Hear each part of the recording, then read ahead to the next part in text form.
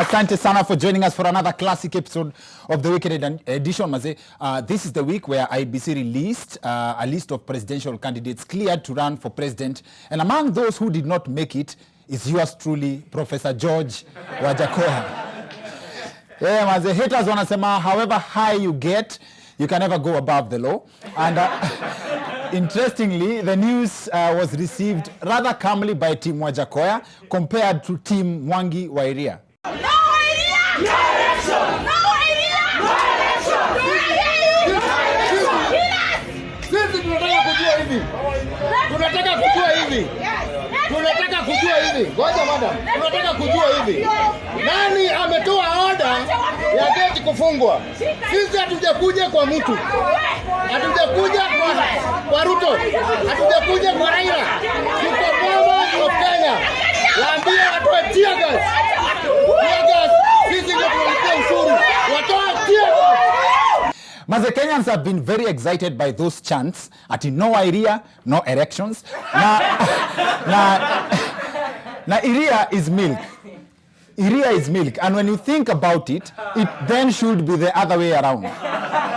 No erections, no Iria. And then, now, IBC has not cleared Mwangi wa Iria and Professor George Wajakoya to run for president. Wairia translates to mtu wa maziwa. So basically IBC wamekataza bangi na maziwa kuingia State House.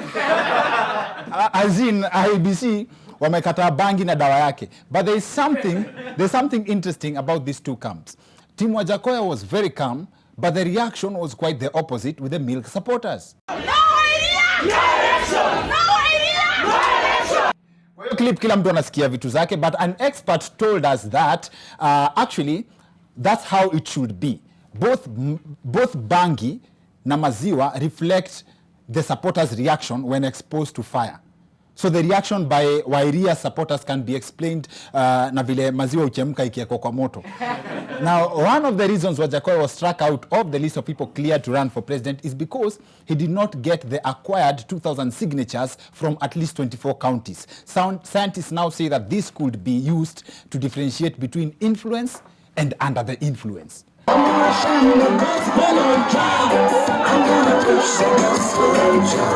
So Wajakoya presented his papers, but there was no white smoke at IEBC. Now, interestingly, IEBC cleared Walter Mongare, aka Nyambane, popular comedian, to run for president. Analysts say that they have blocked serious candidates only to clear a candidate known for jokes. Now, also, this week, the DCI sent out a tweet congratulating a witch doctor for helping police officers in catching thieves in Kakamega County. We will not dwell on that story because it's not new. Siata kwa hii election kuna watu wanasema serikali ina support muganga. Now, in other news, 6 Makueni MCAs were this week arraigned in court for using public funds to organize for an overseas trip to Dubai. If convicted, this will make the first Kenyan leaders kufungwa juu ya kujituma. Now, that said, to our political segment, here's something you may have missed from our conversation with Jemoule Mse, who is a graduate of political science and economics, former student leader wa Moi University, Moses Tisa, and one of the youngest aspirants in these elections, Anita Soina. What if politicians were honest? The handshake is not something that we are supposed to tell Raila and Uhuru, thank you so much that you guys greeted each other for the sake of this country. Mm-hmm. They are the ones who created the problem in the first place. While Uhuru was campaigning, Naruto kwa stronghold zao walikuwa wanasema vitu za Raila mbaya. Si ni ukweli? Mm-hmm. When Raila and his team was campaigning in the other section, they did what they did. They antagonized the whole country. The whole country, nchi ikagawanyika mara mbili. So if you decide to correct your mistake with your brother and say hi to each other so that we can have peace, we should not thank you and tell you, asante mmefanya kitu mzuri. No. If you mess up and you correct your mistake, You have picked up your pieces and you're moving. The people who had divided this country before was Raila and Uhuru. So they saw, wakaona haya, by the way, mimi siwezi fanya ile kitu unataka kufanya, na wewe pia uwezi fanya ile kitu unataka kufanya. Waja tusalimiane, tuende nchi iendelee vizuri. But it's not something that we should thank them for. I want to agree with Jim on something here. Yes. Politics is about interest. What we watch on the screen is actually not exactly what's happening behind the scene. Yeah. These politicians do meet, they do business together. And I really want also to ask youths not to fight because of these politicians. True. They really don't care about you. Yeah. It is Na about Homa their Bay juzi interest. watu wamefight. Juzi I'm tu hapa coming na there. kwa ground. I'm coming there. I want to talk about it too. Yeah. They really don't care about you. It is about them. Yeah. All you can do is that if you believe in somebody and you think this person can change your life or bring good policies when elected, just Yes. support them, but don't be that emotional that Yeah. you create chaos True. and you die for no reason. Yeah. Haya. I- Umemaliza kupigia mbuzi gitaa. One thing yenye umesoma about ground. What have you learned about ground? Wanjiku wako busy. Wanjiko wako busy inamaanisha. Ukimpea so leo, mwingine atampea 50, kesho atakusahau. Ukimpea so watu, let's say 100 people, ukiwapatia 1000 bob, hawawezi angalia ile imetoka kwa mfuko yako, wanaangalia ile ameshika. Ile yenye ameshika. Ile ameshika. So So, nani anaangalia akishua umempea, atavutia? anaangalia umempea so, angalia. Na party politics bado it's still something that is playing a huge role. The For real. political campaigns. As in, na how sure are you ukipea mtu thao, uko sure atakuvutia? Hakuna kukuashua na kwamba ukimpea dhao na mwenzangu ampe 50 bob, kesho anakumbuka ile the most recent one anakusahau. So for the sure bet ni utoke na thao 31st July. Ground is unpredictable. Let me say. You can never be too sure. Yes. Ukiwa kwa game unaweza, of course unaweza kunajiaminia and all that, but mtu kama mimi napenda kuangalia pia reality, ndio nisikuwe na depression after elections, unajua. So you just You are preparing to lose. yeah. Na No, nini? actually, no. Nobody prepares to lose. Now, topic ya leo mazee had been touched on pale Facebook, where I had asked for help kwa wadau to find someone, specifically a lady who has experience working outside Kenya. Thank you very much for everyone who reached out. Mazee Mungu wa bless. And an interesting observation I made here, most of the people who reached out was along the lines of Kenyans working in the Middle East, mostly Qatar, mnajua hizo story, UAE. Now, I have spoken to some of them and the conversation mostly leans towards human rights abuses. Now, for that reason, we will prepare a separate shows along the lines za how to keep safe when looking for work outside Kenya. Now, this episode, the idea is to cover the experience of people coming from other countries to come work in Kenya, alafu combine it with the experience of Kenyans going outside the country to look for opportunities. Now, our guests for these episodes are one, Zachary Petroni, an American entrepreneur who has worked in Kenya for around 8 years, and Wairimo Ngumi Wahome, who has worked in Congo, Sudan, and Uganda. They'll be sharing with us a few things you need to know before you leave your country to explore opportunities outside. So, tukutane on the other end of this short commercial break. See you guys in a bit.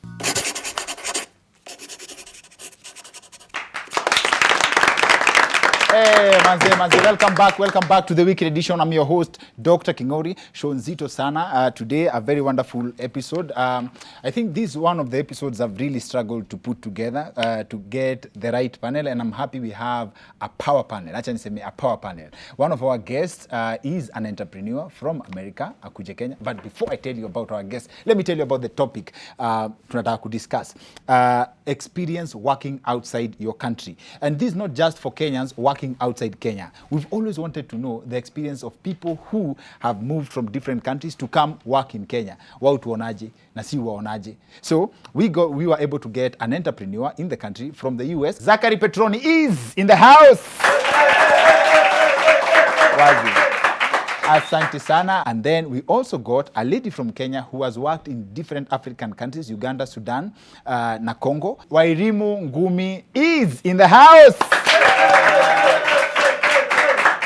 Asante sana. Karibu. Asante. Zach. For the sake of our audience, how many years have you been in the country? It's roughly 7.5. 7.5. Mm-hmm. Roughly 7.5. Mm-hmm. Do you remember the decision before coming to Kenya? Yeah, I mean, wasn't really deeply thought out. It was pure serendipity. You just decided the that serendipity of life. I had a professor in uni who was a Asian Kenyan.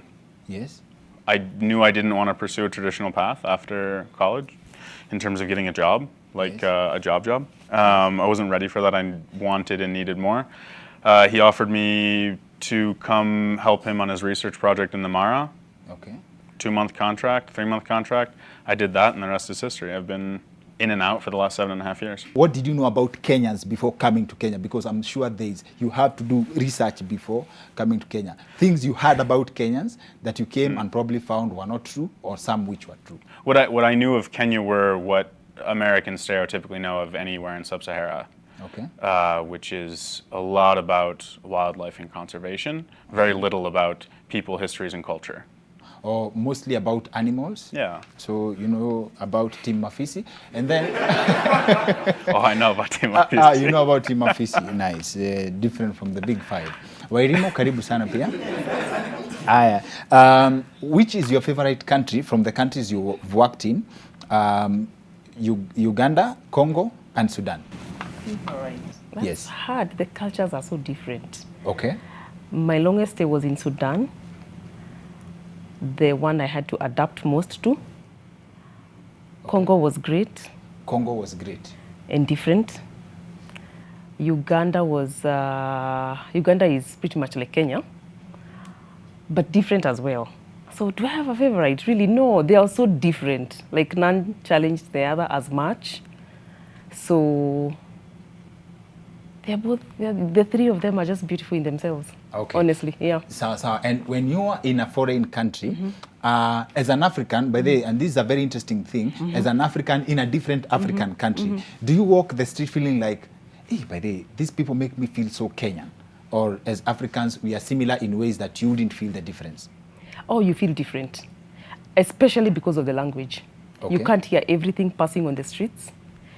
But then you develop intuition. You can sort of pick the vibes. Okay. And then you start picking pieces of the language. So you start piecing things together.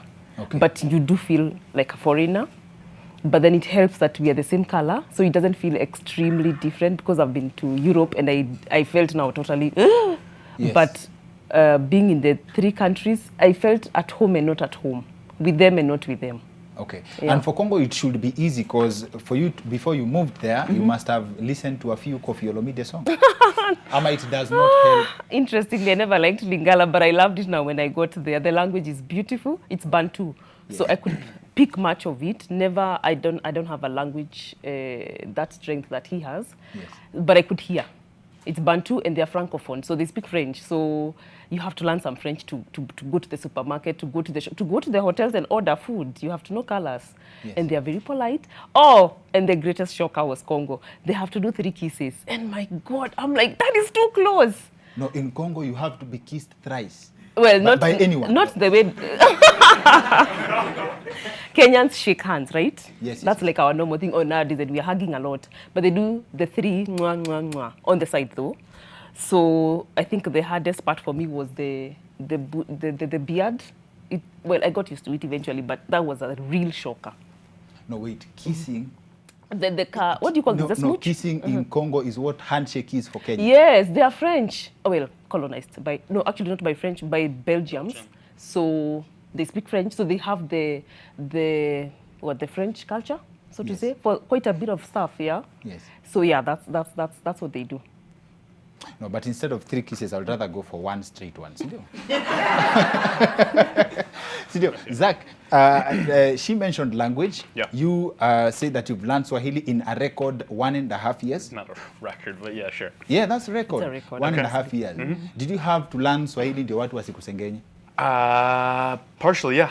But the other reason was that the work I was doing then and broader philosophy on life is if you're in a place, to better understand the people, you would want to be able to speak the language that they speak. Because so much can go chini ya maji or nime atent. Yes. So, if I can converse with someone in Swahili, or I lived in Coast, I can speak Giriama. Yes. Like, if I can get to that level, I can meet them where they're more comfortable. So we can actually enter into a completely different realm. You can build relationships you could never build otherwise. It's also for me a way to break down the the visible othering that happens when I move through spaces here. Okay. I can't walk on Kirinyaga Road and not be noticed, right? Okay. Yeah. Yes, yes, yes. So I can throw people a little bit, and then I can actually engage them by knowing Swahili. Have you ever found yourself in a situation where you let people wakusengenye na Kiswahili kaende Absolutely. kaende, and then you now chip in Yes, na Kiswahili? all the time. All the time. People think they're pulling a fast one, and it's just, yeah. What was your favorite one that comes top of mind? The fun one that I play with is if I ever like Uber drivers and stuff, because the the taxi will pull up, and I'll get on the phone. And ndio mimi niko hapa. Sikuoni uko wapi buda? Niko hapa tu. Yeah. And then they're like, kumbe nilikuwa natafuta mtu wa Afrika. Oh, lakini Yeah. So it's always just kind of funny that way. Nimepata ni mzungu. Yeah, and then you get in and they're like, aish, ni wewe. Now yeah, they of change course. the price. That's the beauty of Uber. I have it in there. You have Yeah, the of course. proof. But, okay. Or like if I take a map, Yes. that's a big one. Yes. So like I'm going like if I take a mat on a gong, conductor is like 50, tau 50, sijui nini, and then he comes to me, mia. I'm like,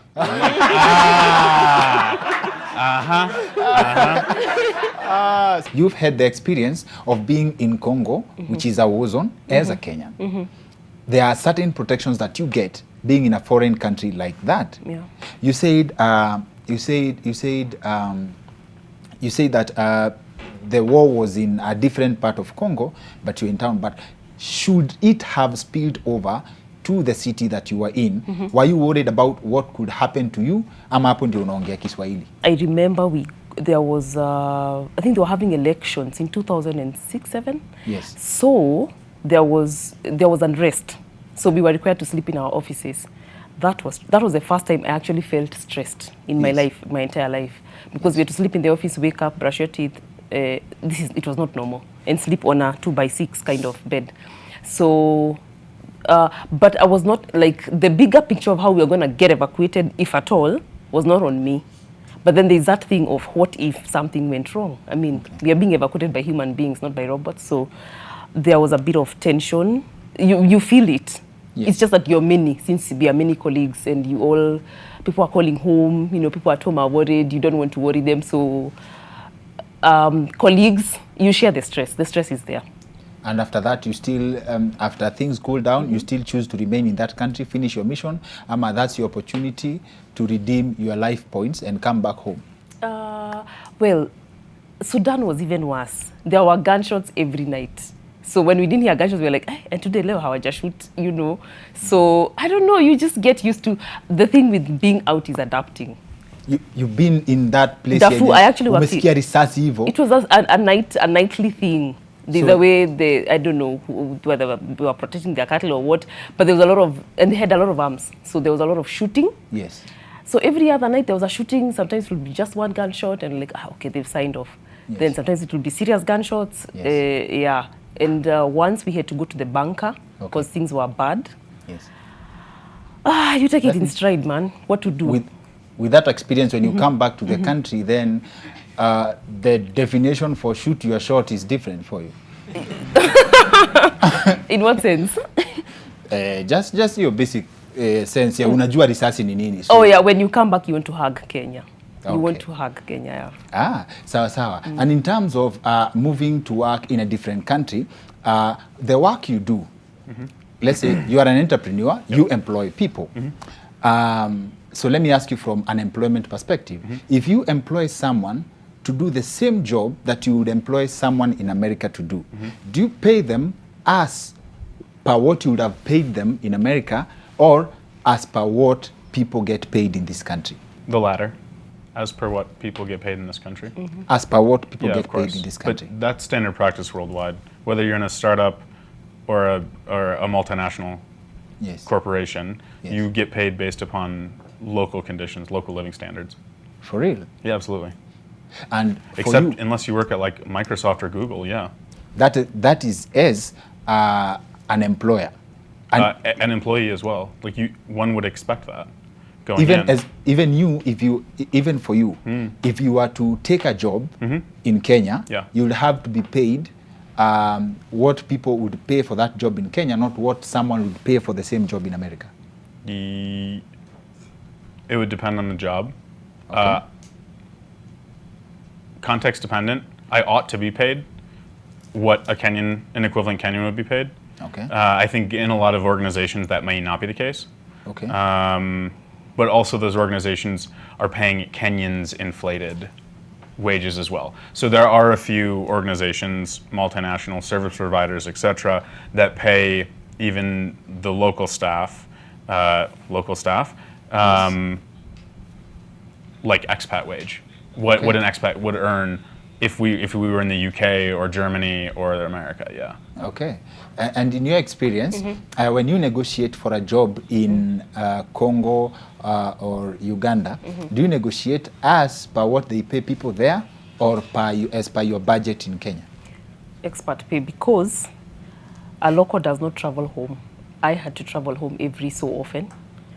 So that's flight charges. It also meant I was in Darfur, so I had to pass through Khartoum to come to Nairobi. So I am going to spend a night in Khartoum in a hotel. Okay. So we can't be paid the same. There's no way. And then I'm managing 2 homes. There's that home there. There's this home here. I don't move with my bed and my fridge. So Yes. I have to have something there, something here. So we can't get the same pay. She said she can't move with her bed and her fridge. You've been in Kenya for 7.5 years. Yeah. You blend in, you invest probably, Yeah. you buy a few things. Yeah. You get to buy a car that you really love, Yeah. right? When you buy this thing and you want to move back to America, and you don't want to sell it, and let's say, for example, let's not use a car or property. Let's talk about, say, a pet, for example. Would you get a visa for your dog? Like, this is mine, I'm attached to this, I'm going back with it. Are there limitations as to what you can take back? Definitely not. Dogs and cats, I know a lot of people who've moved with them. So definitely not pets. I know a lot of people who've left relationships here, but that's pretty sad. Wow. What I would say though is that no, there are no, apart from kind of hard assets, there are no limitations. And it just really depends upon your state of mind. If you're, you have different classes of expats. You have permanent expats, you have semi-permanent expats, and then you have people who are moving through for 6 month periods. And this is kind of something in the expat community. We're all fundamentally different with how we engage the space that we're moving in and that we live in. Okay. And for the time that you've been here, that's not a short time. What have you learned about Kenyans? What have I learned about Kenyans? Observations, both good and bad.